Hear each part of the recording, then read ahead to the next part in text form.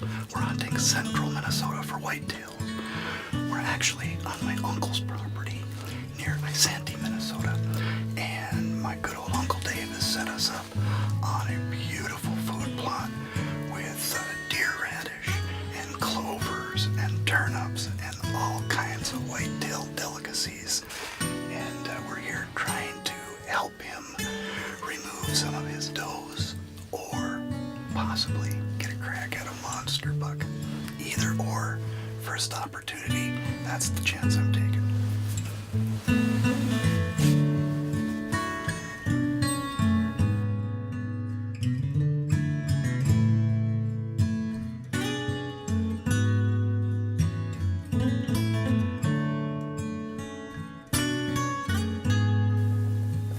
Yep, there's one right there.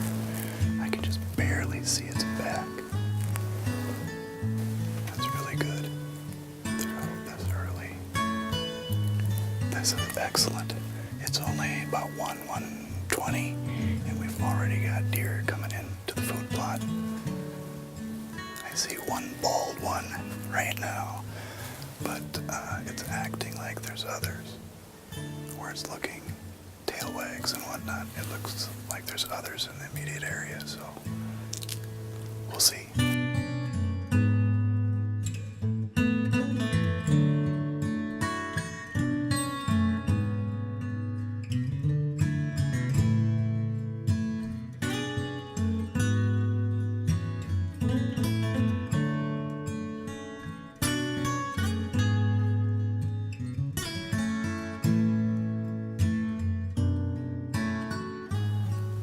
Here we go, here we go. There we go, that's a mature doe.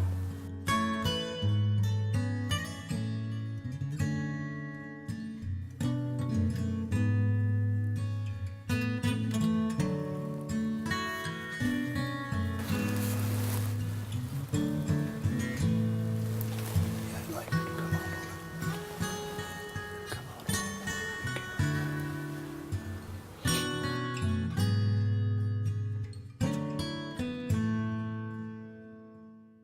You want her? Okay.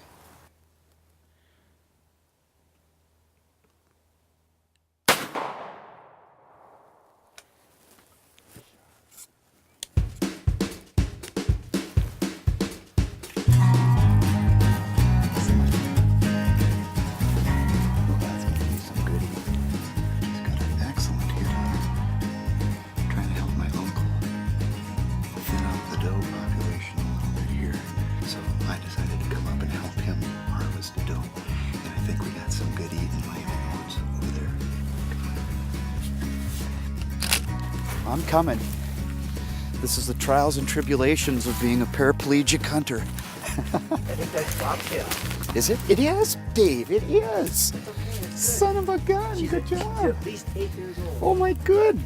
I knew she didn't go far, but it's important. So many people that they don't realize, and for some reason here in Minnesota, we're kind of behind the times. Down south and to the east, their management efforts are, I think, a bit further than we are here in Minnesota, but harvesting does is so important.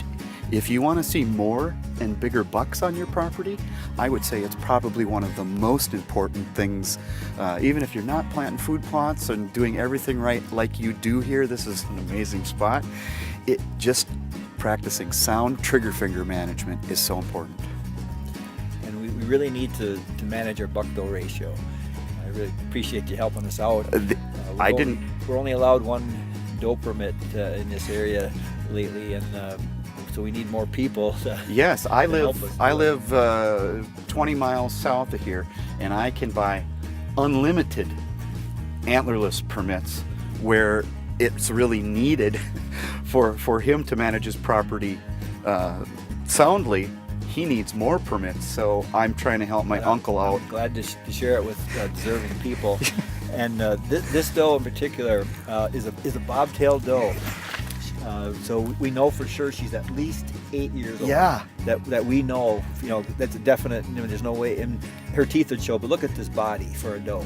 Just huge. This is bigger than most 1.5-year-old bucks. Oh, absolutely, absolutely. So the people that are talking about they shoot these small bucks for meat, get these, I call these trophy does. This doe is smart. I mean, she isn't seen much in the daylight.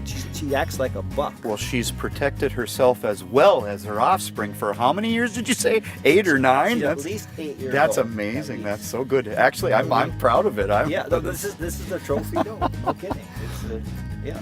Well, now the work begins. You ready? Yeah. All right. Okay. Good deal. For Wildlife Research Center, I'm Todd Amenrud. Stay tuned for more.